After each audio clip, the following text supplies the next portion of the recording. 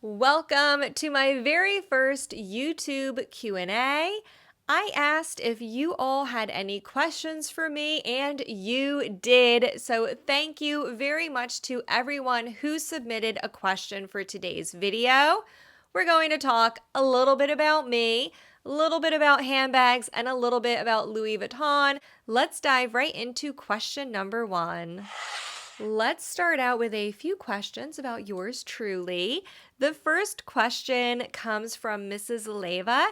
She has an amazing YouTube channel. I will link to her channel in the description box below. I got a few questions from fellow YouTubers, so all their channels will be linked below. Thank you guys so much for asking me questions. Mrs. Leyva asked, what made you start YouTube? What is your dream/holy grail bag at the moment? And what was my first luxury purchase ever? What made me start YouTube is that I quit my job.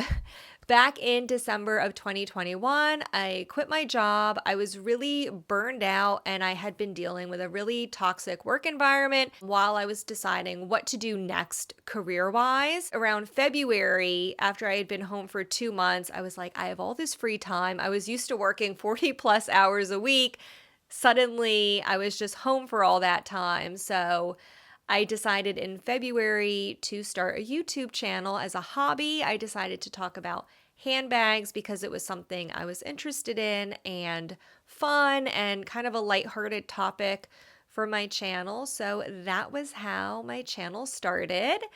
And her next question is, what is your dream/holy grail bag at the moment? And my holy grail bag is actually a trunk from Louis Vuitton. I would love to have a trunk one day. Particularly what I'm interested in is their jewelry case.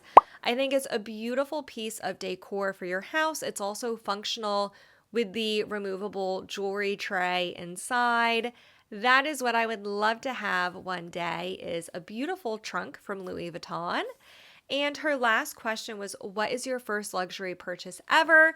That is my Neverfull MM here in monogram canvas. I bought this from a local consignment store and she's looking brand new because I just got her back from Louis Vuitton Repair Services. They replaced all the vachetta leather trim and the bottom of the bag, but she was in fact my first luxury purchase, the Neverfull MM. The next question is from Yota Style. Again, another wonderful YouTuber. Go check out her channel after this video. Yota asked, can you tell us a little bit about your background growing up? What are your hobbies? Also, my favorite handbag, and have I always been a handbag lover? So my background growing up, honestly, is nothing really remarkable. I had a really happy, solid, stable childhood, which is really wonderful. I'm really lucky to have that, but nothing super interesting to talk about on the internet. I grew up in the suburbs in New Jersey with my mom and my dad, my older brother. You know, just a regular, typical middle-class family. It's just like a really, I don't know, kind of regular childhood, which is really great, which I was really lucky to have. My hobbies today actually include cooking and baking. I absolutely love cooking and baking. I did for a short period actually consider a career change and going into the restaurant business, but I ended up not doing that. My favorite handbag, I cannot choose one favorite. That is like picking a favorite child, but I do have some questions later on in this video about my top 5 bags. So I'm going to defer and just talk about my top bag because I don't think I can pick one in particular that's my favorite. And I have always loved handbags. When I was a teenager in high school and college, I was a huge Coach lover. Coach was my first love when it came to designer handbags. I actually didn't get my first luxury designer bag, this one, until I was 34. This was a birthday gift that I bought for myself for my 34th birthday. So the luxury bags are relatively new to me, but I've always loved designer bags, and my first love was Coach. The next question is from Paris to Amberg. Thank you so much for submitting a question. She said, "Hi Lula, I love your channel." Thank you so much. I have loved getting to know you as well and getting to know so many wonderful people through this channel. It's really honestly been a blessing that I was not expecting to get to know so many people through making YouTube videos. She asked, "What is my academic background?" And that is communication arts. I have a bachelor's degree in communication arts, which I know is pretty generic. And I have a master's degree in library and information science. I have an MLIS, and I work as a medical librarian. The next question is from my friend Dawn. She's over on the channel Dawn Loves Couture. She asked, other than bags, what's your favorite luxury category? And that is hands down jewelry. I love jewelry. I do have a lot of jewelry pieces from just local jewelers that are fine jewelry, white gold or yellow gold with usually diamonds, sapphires because that's my birthstone, or amethyst just because that's my favorite color. So that's a lot of the jewelry I have. I do have a few pieces of luxury jewelry. I have the blossom ring here. I wear this quite a lot. This is from Louis Vuitton. I just love the unique shape of this. This is white gold with small diamonds in each of the corners.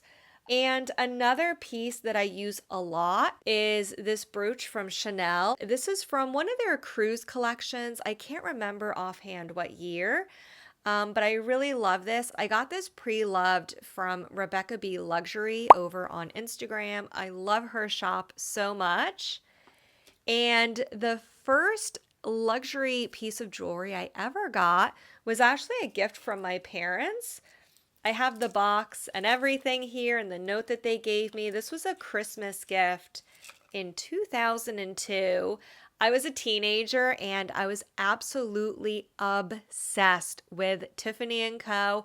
I remember getting their catalogs in the mail and like going through all the catalogs and picking out pieces of jewelry I wanted. And this was the first piece I got. This was a Christmas gift. This is their infinity bracelet in sterling silver. I haven't worn it in a little while. It does need to be cleaned, but this was my first piece of luxury jewelry, and that is definitely my favorite category besides bags. That's a great segue into our next question. This is from Oat Gems Dallas. I've noticed you don't wear your wedding rings on your left finger. Are you following a different cultural tradition or perhaps a finger injury? No injury, no cultural traditions. I do wear my wedding rings on my left hand. I think maybe in the camera it just looks reversed, but this is my left hand. I have my wedding rings here, and typically when I wear these on my left hand, I will wear my blossom ring from Louis Vuitton on my right hand. Those were all the questions about myself. Let's move on to questions about handbags. The next question comes from the beautiful Melissa Adams Wade. Again, she is another YouTuber. I'll have her channel linked below. Melissa asked, if you could keep only 5 bags in your collection, what would they be? Okay, so I've pulled 5 bags here. This was really tough, but let's get into it. I have 3 from Louis Vuitton and 2 that are from different brands. Let's look at the Louis bags, no particular order. I have the Neo Noe in the beautiful Arizona and cream bicolor. Love this color so much. It's one of my all-time favorites from Louis Vuitton. I also love the style of the Neo Noe, one of my favorite everyday bags. So definitely this one. Also my Speedy 30 in Damier Ebene. I love the 30 size. I can fit so much in here, but it's also not super bulky because it's really saggy. And it's just a really perfect travel bag, perfect for all weather. So my Speedy 30 in Damier Ebene is number 2. Number 3 is the Alma BB. This is from a special release, I think 2022, Spring in the City, and it has the beautiful white treated leather as opposed to the vachetta and a really beautiful braided handle. I really, really love this bag. I think this is such a special piece. The two other bags that are my favorites that I would never sell are my one and only Chanel. This is the Chanel mini reissue. This is in a beautiful black sheepskin, I believe, with the aged gold hardware. This is one of my favorite date night / evening out bags. And finally, number 5 is from Joseph Duclos. This is like by far the nicest bag I own. It's not only is it beautiful, it's stunning. You can see the beautiful hardware on the bottom. It's fully leather lined. It's just so well made and honestly just like miles above any other bag I own. The Diane Messenger from Joseph Duclos. So those are my 5 favorite bags that I will never sell. The next question is from Lily Girl. She asked, what are your top 5 favorite LV purchases and what are the top 5 LV purchases that I regret? I don't think I have 5 purchases that I regret, but generally speaking, the 2 biggest regrets I have are number 1, buying too many small leather goods. It's so tempting to get an SLG when you want something from a collection, but you don't want to buy a bag. But then I've also come to the realization I don't need 20 wallets. So I have sold off quite a few SLGs in the past year. Especially the wallets, I've really culled it down to the ones that I actually use. So that would probably be one regret, is buying too many SLGs.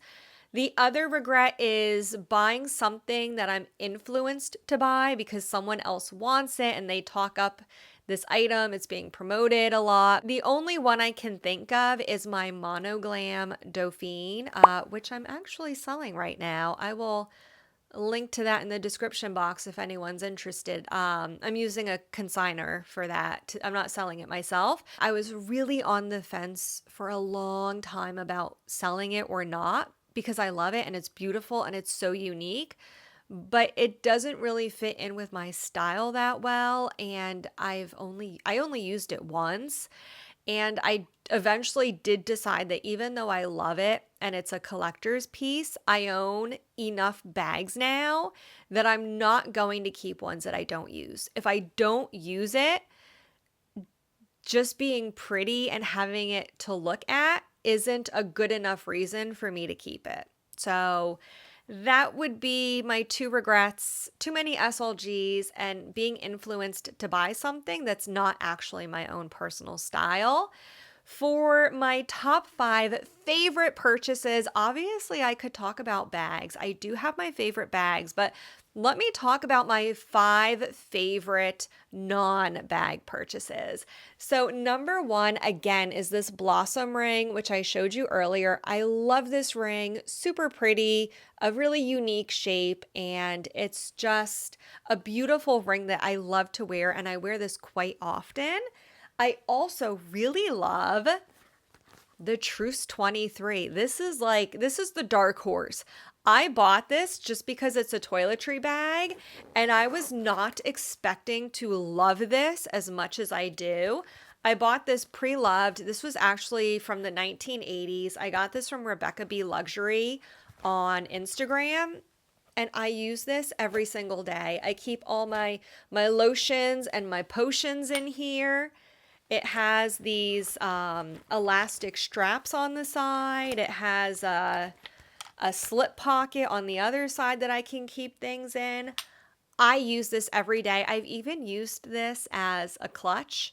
So this has been one of my most used, most practical, best purchases from Louis Vuitton, even though I did buy it pre-loved.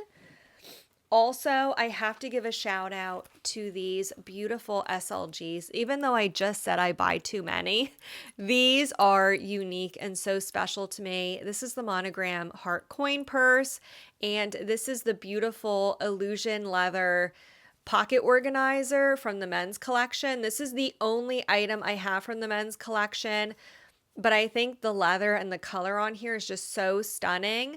And this is the one piece I bought from Virgil's time at Louis Vuitton. So these are both 2 really special pieces to me. And the final piece that's one of my favorite purchases is this mini pochette in the rose gold vernis. I really love this. I love the mini pochette in general. I have it in regular canvas as well, but this is just so special. I love the rose gold, and this is my 5th favorite purchase from Louis Vuitton. The next question is from Dawn DeConing. Hey, Dawn. She asked, do you buy exotics? Why or why not? I do not buy exotics, but I admire them. I particularly love lizard and karung snakeskin bags. They're just so gorgeous to me. They're exotic, but a little understated. But I don't buy them just because they don't work for my lifestyle and this particular season of my life with young kids. I'm doing a lot of kids activities in the evenings and on the weekends. During the week, I work from home. When my husband and I go out, it's usually pretty casual, so an exotic bag just doesn't really fit into my lifestyle right now. So I just admire them. Maybe in the future one day I'll have an exotic bag, but that's why I don't buy exotics. The next question is from Janet Simon. She asked, have you ever considered buying Louis Vuitton bags from the men's collection? And I think the men's collection is so underrated. They make some really, really cool, really nice gender neutral bags over in the men's collection. I don't own any myself. As I said before, the pocket organizer, Actually, it says here, this was from the Spring-Summer 2022 collection. This is the only piece I own from men's, so I don't have anything myself, but I do highly recommend checking out the men's collection because there's some real gems over there that I think a lot of people overlook. Particularly women, because we tend to look at the women's collections, but I would recommend definitely go over to the men's section of the website or the store next time you're in the boutique and check out what they have. The next question is from Suzanne F. and she asks, when you decide to sell one of your bags or your Louis Vuitton purses, how do you sell it? She asked, what pictures do you take and who do you sell them to? So when I decide to sell a bag, I usually get quotes from a few different places. I like to go to the big name platforms like Fashionphile, Rebag, and Yugi's Closet. I usually get quotes from all of those places. I do also sell with smaller independent resellers. Three that I like are Julia Rose Boston and Luxe du Jour. I've gotten quotes from both of them. I've consigned with Julia Rose. I have never consigned with Luxe du Jour, but I have gotten quotes from them. And those two consignment services tend to quote the highest in my own personal experience. I've also sold with Candi's Sweet Love for LV. She's a relatively new reseller. I actually have my monoglam dauphine available through her right now. But typically when you submit a bag to sell, the reseller will tell you what photos they want, especially with the big sites like Fashionphile, Yugi's, and Rebag. They will tell you exactly what photos to take. So typically I'll submit the form to those places and attach all the photos they requested. And then when I go to other smaller independent resellers to get a quote, I'll just attach the same photos. But typically they'll ask you to fill out a form with specific information and specific photos. If you are looking to sell any bags, I wish you good luck. The next question is from Sunday Rose 99. She is on YouTube as well. And she asked a really interesting question. I'm going to read it out loud. It's a little bit of a long question, but listen to it. And I want you to chime in with your experiences in the comments section below. She asked, do you buy from just one sales advisor? If you do, how does your brand loyalty intersect with the relationship you've built with a particular SA? She said if you buy from multiple SAs and it doesn't matter who, does it make a difference in how you love the brand?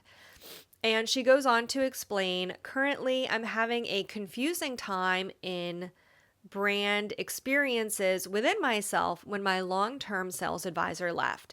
I wonder if others also have the same complex feelings, juggling between the sales advisor friendship and brand loyalty. This is a really interesting question. Personally, I work with one main sales advisor, and she's actually with Louis Vuitton Client Services. She doesn't work in a local store. How I met her was in 2021. I was trying to get this Speedy Bandolier 30, and at the time in 21, the Speedies were constantly sold out on the website, and I didn't want to drive into a local store to get one. I really just wanted to order it and have it sent to me. So I ended up calling client services, and the woman I spoke to on the phone ended up becoming my SA until present day. So for the last 3 years, usually when I want something, I'll just reach out to her. I'll give her a call, let her know what I want, and or she'll send me lookbooks for upcoming collections, and I'll just order from her that way. Occasionally when I go into my local boutique, which is about an hour and a half away from me, I do shop with a SA in particular, one particular SA in that store, but that's maybe once or twice a year. So my main SA, I really don't see in person. We live in 2 different parts of the country, so all of our communication is virtual. And I think that really makes a big impact. How I personally do not equate my brand loyalty with my sales advisor. If one of my SAs left, I would still have another SA to work with, and I do tend to work with my SAs virtually. I don't do it in person, so I am going to like the brand whether or not my SA is there. So I kind of have the 2 separated, but I think people who shop in store with one specific SA, I can totally understand how having that person leave would really impact your experience. If anyone else has a better experience, or similar experience, I should say, I would love for you to drop that in the comments section below, whatever you're comfortable sharing about how you've dealt with SAs leaving when you're an in-store shopper. The most popular question I got in my Q&A was, where do I get my intel? Who tells me what's coming out? I'm not going to list any names here because I think 4 or 5 people asked me the same question. And one thing I always strive to do is be transparent. So I want to mention that whenever I do a new releases video, look in the video description box and you will see a section that says photo credits. Under my photo credits is where I list everyone who gave me information for that video. And I use a variety of a few sources. So I'm going to tell you what those are right now. 2 sources for Louis Vuitton new releases are Info LV2 and Matt D74.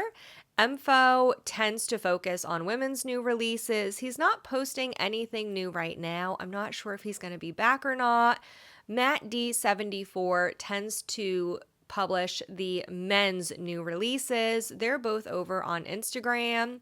I also get information from sales associates. Sometimes privately, I will have SAs privately give me information as a client. I do also follow a lot of SAs on Instagram. There's a lot, so I think I might just list them in the video description box. One who's been sharing a lot of information lately is lvxval. She posts a lot. Louis Vuitton Dom posts a lot. chrosrodeolv. They're all based in the US. And there's a few other SAs globally from around the world that I follow as well. And again, I will list all of those in the video description box. I also follow some personal shoppers who share a lot of new release information. One is bayarealuxuryshopperr is also another really good one. So again, I'm just going to list them all out in the description box, and most of those are all profiles over on Instagram that you can go and follow. Speaking of intel, I did get a few questions about upcoming releases, so let's answer those now. The first one is from Webby Webster, and they asked, what Damier Ebene is coming soon? We just had a couple new releases in Damier Ebene. We had the Clooney Mini and the On The Go MM. Those both launched early on October 4th. They were originally scheduled for November.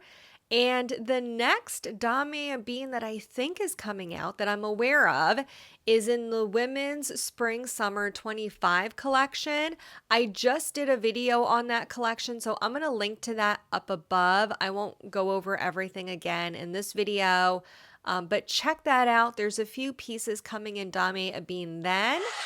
The next question comes from NL Shannon. And they want to know, is the aged cowhide leather trim on LV bags somewhat carefree, or is it totally carefree?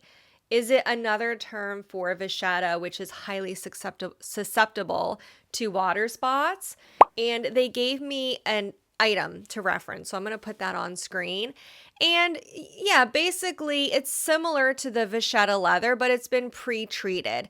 So I would not say it's totally carefree. It's not like the Damier Ebene trim here because it's lighter. But yeah, I would say it's somewhat carefree. It's definitely more carefree from the vachetta, not quite as carefree as the Damier Ebene trim. It kind of lays in between those two on the spectrum.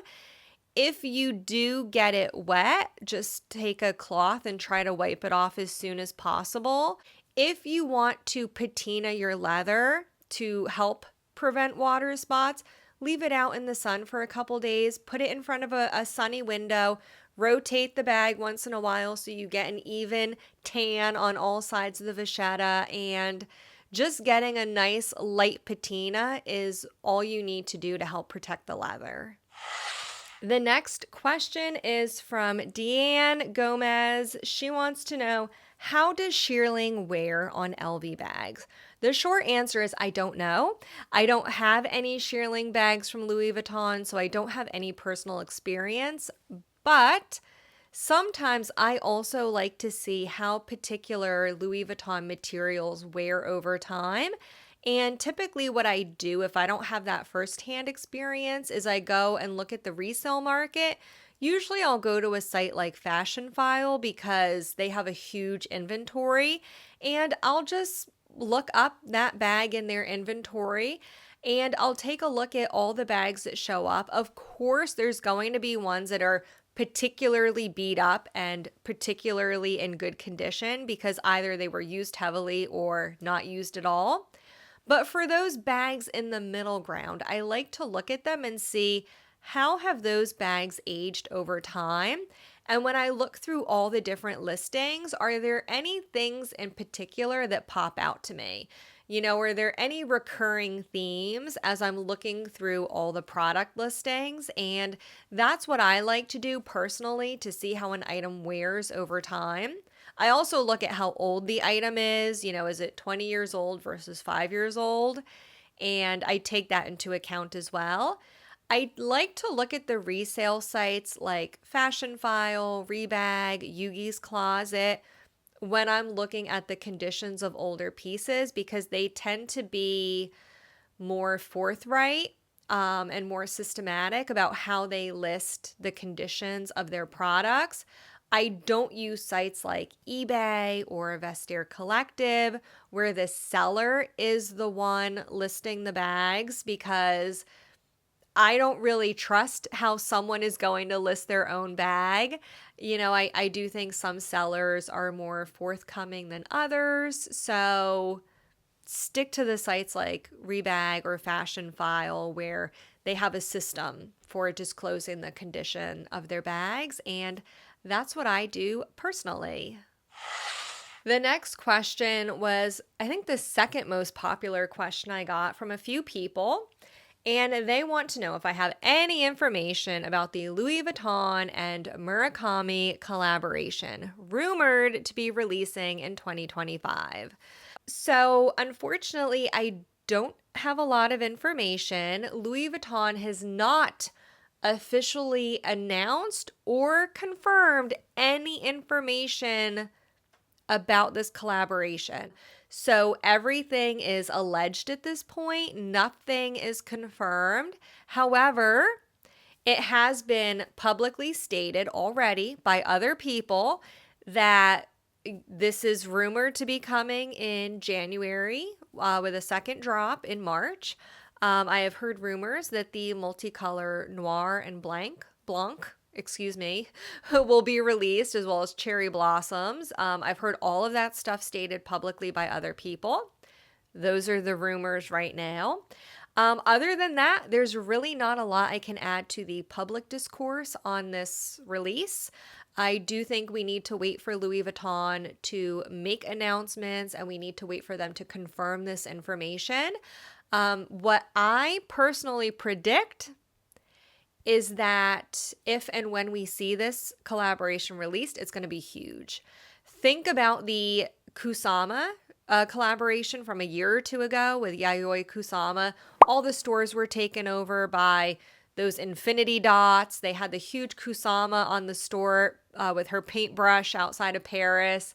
The whole website, the app was taken over by Kusama. It was massive. I think if and when we see the Murakami drop, it will be Kusama on steroids. It will be massive. That's my own personal prediction based on nothing, just my own personal opinion. And unfortunately, that is all I can add at this time. Our last question for today's video is from T42LLL. I hope I'm saying that correctly. The question is, do you think current luxury prices are justified? Short answer, no. And are luxury houses taking advantage of us? Short answer, yes. To elaborate, luxury prices have skyrocketed, particularly in the last 5 years, way above the rate of inflation, but the quality, right, the actual items we're getting and the service we're getting in exchange for those astronomically higher prices are not in alignment, right? So we're not getting 5 times better quality and 5 times better service for 5 times the price, right? Those two things are not in alignment. So now's the time, personally, that I've been shopping my own closet, falling back in love with the luxury items I already own. And now is actually a really good time to do that because a lot of the new releases, particularly with Louis Vuitton, are either relaunches of vintage bags or inspired by some of their vintage designs. So what's old is new again. A lot of these old designs are being re-released in stores. So if you have anything older or vintage, now is the time to shop your own closet. I also think pre-loved makes a lot of sense right now. I think pre-loved is the way to go if you're open to buying pre-loved.